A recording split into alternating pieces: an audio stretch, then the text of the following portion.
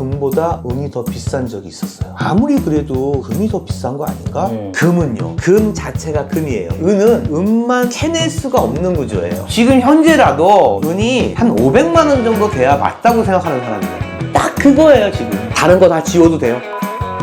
요거 하나만 머릿속에 있으면 은은 그럼 게임 끝.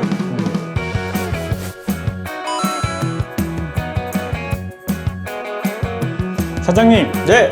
지난번에 은에 대해서 이야기해 주시기로 했잖아요. 네, 맞아요. 요즘에 은에 대한 수요가 계속 늘고 있으니 지금이 딱 좋은 타이밍인 것 같아요. 한번 말씀해 주세요. 예, 좋아요. 제가 이번에는 금 얘기는 좀 참고 은 얘기로 한 3회에 걸쳐서 말씀을 드리고자 합니다. 은, 실버라고 그러잖아요. 원소 기호로는 AG. 금은 뭐예요? 금은? AU. 아, 똑똑해요. 네, 맞아요. 근데 이번에는 은에 대해서 좀 자세히 설명을 해드리고 네. 앞으로 은값은 어떻게 될 건지, 은의 활용도가 어떤 것이 있는지에 대해서 아주 자세하게 말씀을 드리겠습니다. 3편 정도 나눠서 할 예정인데요. 요거만 아시면은 은에 대해서는 박사가 되실 겁니다. 오. 기대되죠? 네네. 네. 은의 뭐 유래라고 할까요? 네.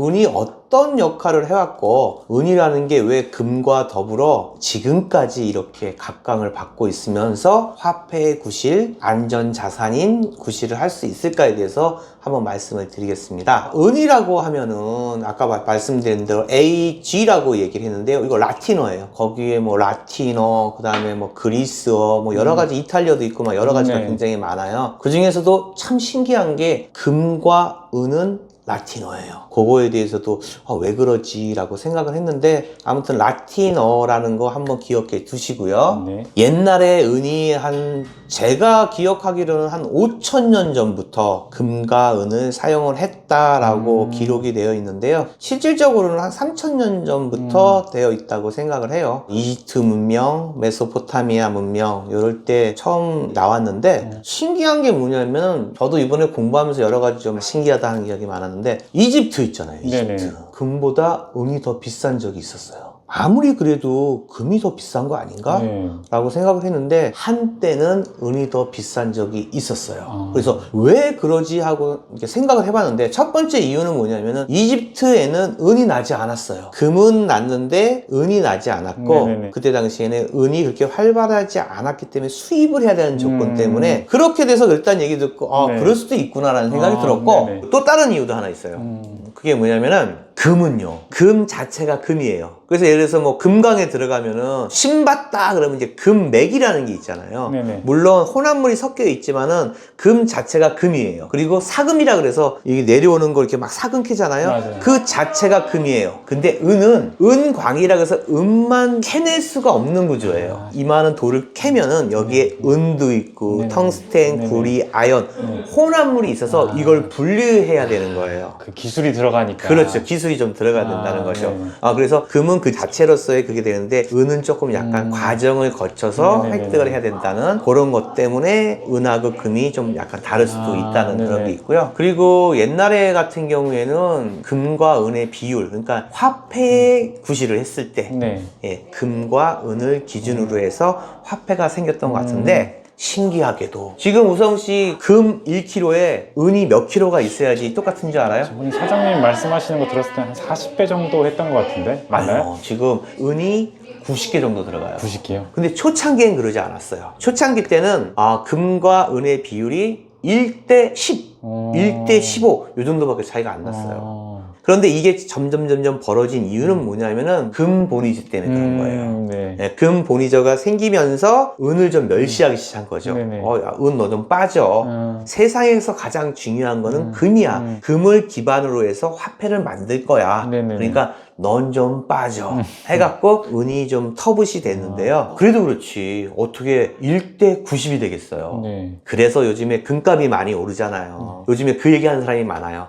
옛날에는 금과 은의 비율이 1대 15, 1대 16이었는데 1대 90은 너무한 거 아닙니까? 은이 다시 옛날 시대로 회귀할 것입니다. 금도 어느 정도의 채굴량이 있고 한계가 있는 거고, 네. 은도 한계가 있기 때문에 이제는 금값이 너무 오르니까 이것을 대신할 수 있는 유일한 수단은 은밖에 없습니다. 그래서 은값이 많이 오를 것입니다. 가능한 얘기예요. 가능성 있는 그죠? 거죠. 왜냐면은 저번에 금 풍기 현상 났을 때 그래요. 금이 모자라니까 사람들이 은으로 관심 돌려가지고 은값도 그렇죠. 같이 올랐잖아요. 맞아요. 바로 그거예요. 네. 옛날에 그 해양시대라고 알아요. 해양시대. 항로시대, 대항해시대. 그때 이제 대서양을 앞에 둔 나라들이. 맞아요. 저 요번에 잘난 척 한번 할게요. 저기 유럽 한번 갔다 왔거든요. 네네. 그러니까 포르투갈하고 오. 스페인을 갔다 왔는데 거기에 있는 바다는 달라요. 색깔이 달라요. 그 사람들은 이제 일찌감치 이 해양으로 나가는 거죠. 네. 그럼 뭐가 발달해야 돼요? 항해술? 그렇죠. 네. 조선, 네. 항해술. 네. 배를 만들었다는 거죠. 와, 내가 보더라도 저 거친 바다로 네. 이 배를 타고 내가 모르는 세상으로 나간다? 무서울 것 같아요. 너무너무 무서울 것 네네네. 같아요. 그때 뭐 지구가 둥근지도 모르는 상황에서 와, 대단한 것 같아요. 그때 당시에 스페인이 남미, 네. 중미 이쪽에 식민지 그래요. 배였잖아요. 네. 식민지. 네. 거기에 있는 자원들을 많이 갖고 왔어요. 네. 돈 주고 갖고 왔을까요? 제 생각에는 약탈했겠죠. 약탈했겠죠. 네네네. 거기에 많은 게 은이었어요. 멕시코, 아르헨티나 이쪽의 네네네. 나라들이 은이 많은 나라들이었어요. 그리고 아르헨티나, 네네네. 거기에 맨 앞에가 에이지예요. 그게 은에서 나온 거예요? 은에서 나온 거예요. 거기 식민지로 왔는데 무슨 대양을 보고 거기에 큰 산이 있었어요. 네. 어마어마하게 큰 산. 그 산을 보고 나서 저 산이 좀 하얗잖아요. 눈이 있으면. 네네. 그 은은 빛나다, 하얗다라는 뜻이에요. 이게 라틴어로. 네. 그래서 아르헨티나는 저 산에 은처럼 빛난다. 은이 많을 것이다. 은산이라는 얘기로 인해서 아르헨티나가 됐다고 네네. 하더라고요. 아, 요거 원래 대본에 없었는데 네. 제가 그냥 바로 첨가시킨 거예요. 그래서 거기에 있는 은들이 스페인으로 왔었죠. 네네. 혹시 그 그레시엄의 법칙이라는 게 있어요. 그레이션의 법칙? 예, 그레시엄의 전 법칙. 처음 듣는데. 좀 어려워요, 이거. 네네. 나도 원래 몰랐었고요. 네네. 네, 공부하다 알았는데 악화가 양화를 구축한다. 금화가 있고 은화가 있고 좋은 화폐가 있고 질 나쁜 화폐가 있으면 질 좋은 거는 사라지고 네. 나쁜 것들이 지배한다는 뜻이에요. 그게 악화가 양화를 구축한다는 게. 그러니까 나쁜 것이 좋은 것을 뒤덮는다, 지배한다. 왜 이런 얘기를 하냐면은 그때 당시에 불량주와 악화가 전성기를 이루는 때에 양화, 네. 스페인 같은 경우에는 금과 은이 풍부했어요. 식민지가 많으니까 항해를 통해서 금과 은들이 많이 왔기 때문에 유달리 스페인에 있는 은화는 100%였어요. 그래서 옛날에 스페인이 기축통화였어요. 네. 기축통화를 하면 어떤 나라예요? 절대국가 되는 거죠. 네네. 그래서 이 스페인이 이 은을 많잖아요. 네네. 근데 여기서 신기한 게 뭐냐면 아까 제가 얘기했죠. 금과 은의 비율. 서양에서는 특히 유럽에서는요. 네. 금과 은의 비율이 1대 15였어요. 중국에서는 1대 12였어요. 상대적으로 좀 금이 더 귀한 거네요. 그죠. 그래서 이 스페인에 있는 애들이 머리를 막 쓴 거죠. 이거 봐라.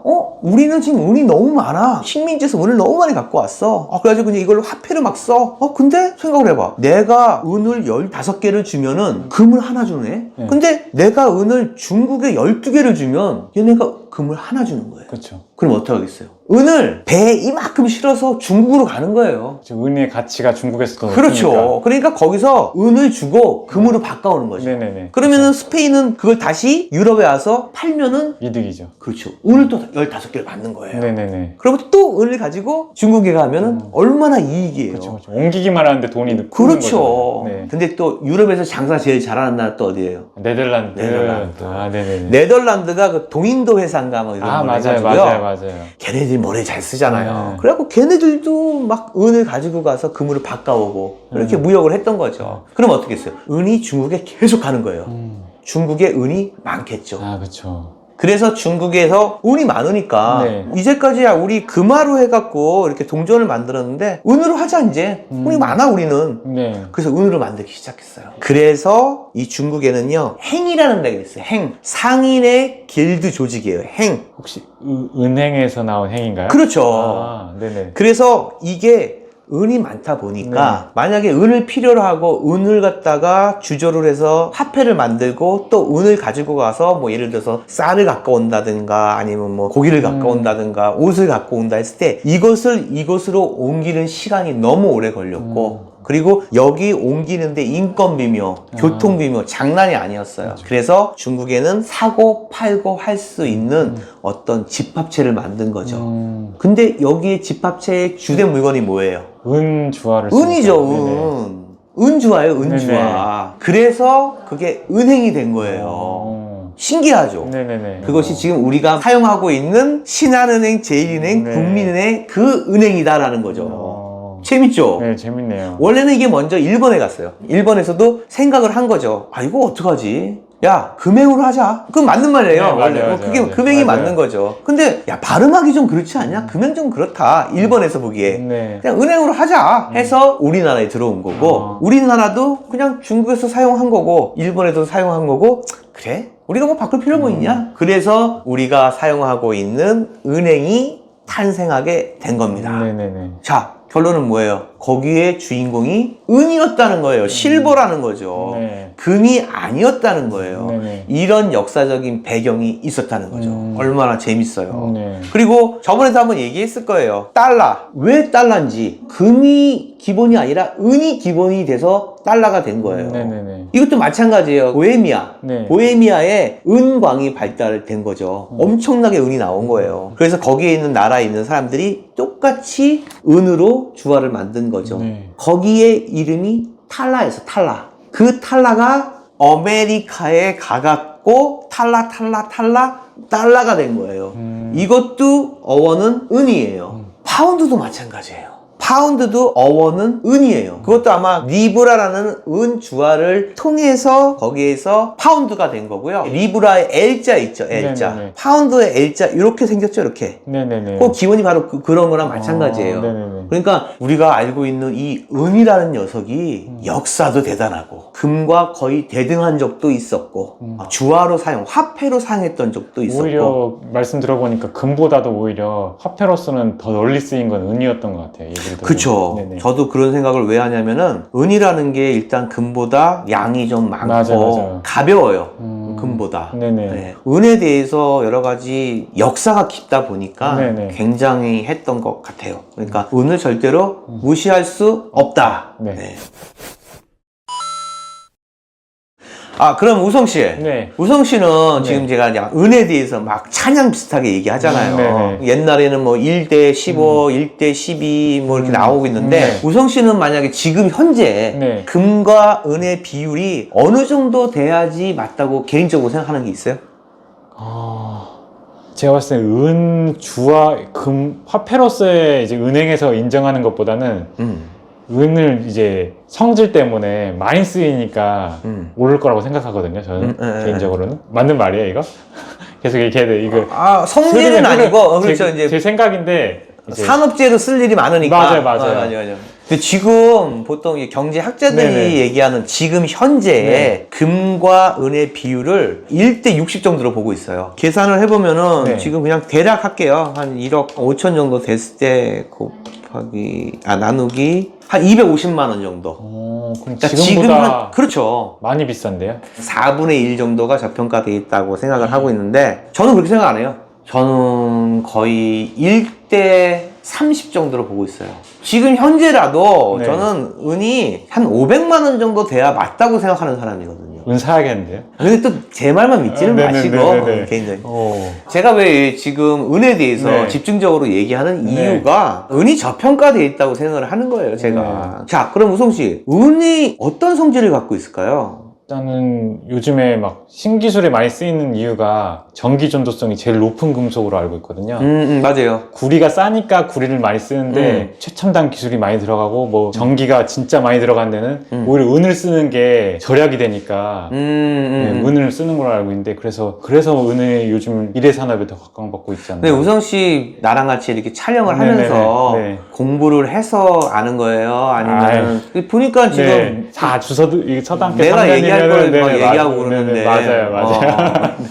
아니 맞아요. 네. 그게 맞고 네. 원래는 은이라는 게 네.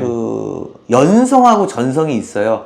그게 굉장히 중요해요. 네. 왜냐면은 금하고 은이 화폐의 구실을 한 가장 큰 목적 중에 하나는 회수율이에요. 회수율. 금을 아무리 변형을 하고 뜯어 고치고 뭐하고 뭐 녹이고 해도 그 성질은 변하지 않고 네. 중량이 줄지가 않아요. 은도 어디에다가 뭘 뭐 귀걸이를 만들어 가지고 변형을 하고 해고 이걸 불로 지져서 나와도 그 은은 은이에요. 그게 가장 큰 이점이고요. 또 뭐냐면 연성하고 전성이 있는데, 연성은 뭐냐면 아주 가늘게 뽑는 거예요. 이렇게 가늘게. 전성은 뭐예요?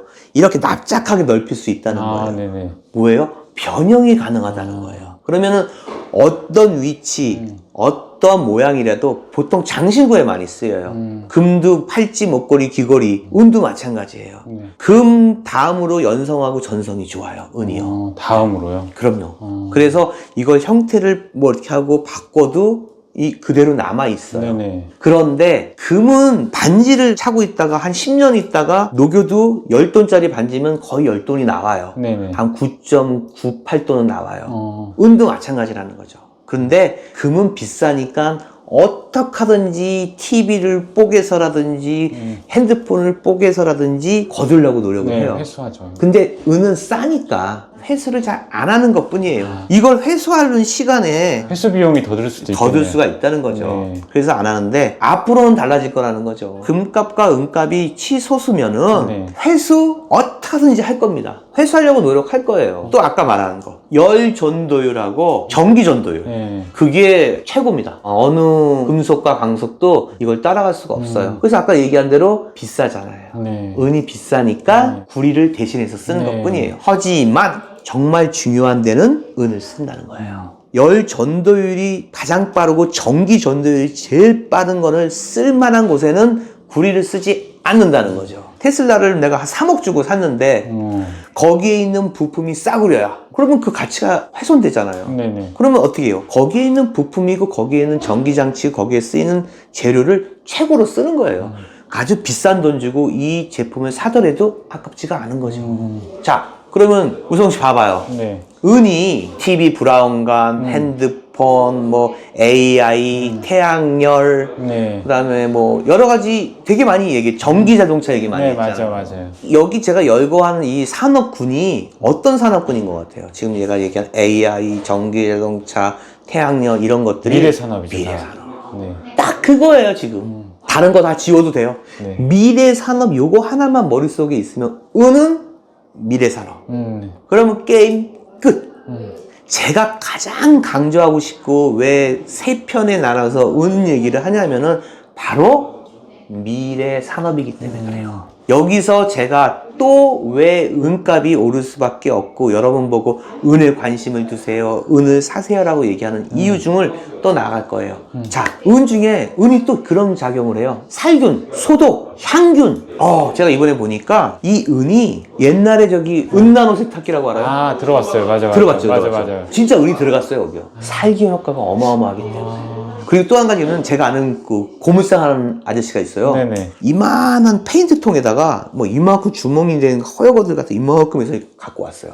이거 팔러 왔대요. 그래서 이게 뭐냐 그랬더니 은이래요. 이게 무슨 은이에요? 그 고물상 하는 아저씨가 요거를 한 4년인가 5년 동안 모아놓은 거래요. 은나노 세탁기 있죠?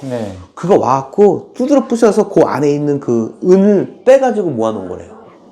대단해요. 사람들 거의 몰랐을 것 모르죠. 같은데. 은이 봐봐요. 이런 살균하는데 아기들 구강에 들어가는 거, 내시경 할 때 넣는 거 굉장히 많아요. 치과에서도 그렇게 하고요. 살균, 그 다음에 소독, 향균, 뭐 이런 여러 가지 이게 의료 산업에 많이 들어가는 거예요. 저는 막 옛날에 수저 숟가락 독 감별할 때 나 그 얘기 해줄게요. 그것만 생각하고 있어요. 야, 오늘은 그냥 뭐 대본에 뭐 있는 그런 개념이 없고 그냥 편안하게 얘기하는 건데. 임금님 이게 맞아요, 딱 하면은 수라상에, 수라상에 딱 하면 은수저였잖아요. 되면은 색깔이 변하면 이거 한다 그러고 임금이 먹기 전에 뭐 상궁이고 누가 기미상궁이 먹죠. 기비라 그래요. 그거 먹잖아요. 그 은이 진짜 은이에요. 그리고 그 독이 있나 없나에 왜 까맣게 변하는 줄 알아요? 모르겠어요. 왜 변하지? 황성분이 있대요.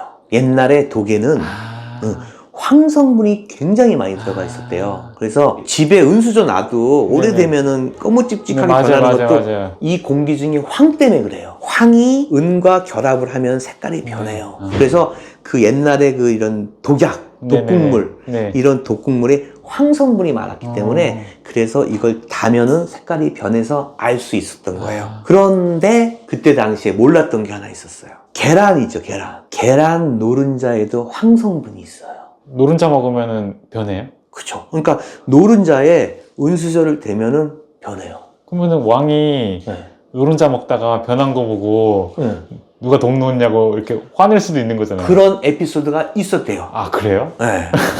그래서 네. 나중에는 이제 이게 네. 해가지고 그게 아니었다고 밝혀졌는데 네네. 초창기 때는 이 계란을 먹어야 되는지 말아야 되는지도 혼란스러운 적이 있었다고 하더라고요. 시커멓겠는데요? 그쵸.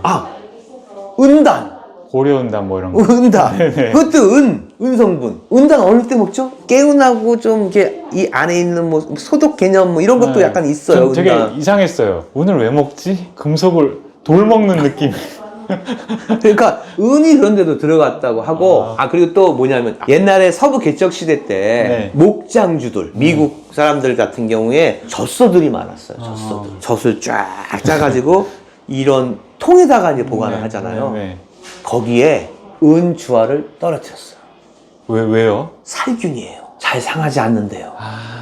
이런 상상을 해봤어요. 카우보이 모자를 딱 쓰고 네네. 딱 하고 나서 은화 멋있는 걸 딱 한 다음에 이걸 팅 튀겨서 네네. 우유통으로 네네. 딱 네네. 들어가는 그런 네네. 상상을 해봤는데 네네. 실제로 그 통에 은화를 넣었다고 하더라고요. 그러니까 이 은이 많이 사용을 했던 것 쓰임새가 같아요. 많았네요, 예전부터. 맞아요. 그리고 나서 또 은이 어떤 게 있냐고 이제 생각을 해봤는데, 요거는 제가 이제 나중에 2부, 3부로 얘기하는 게 이제 의료 산업과 로봇 산업에 대해서 은이 얼마만큼 활용되는지에 대해서 얘기를 해드릴 거고요.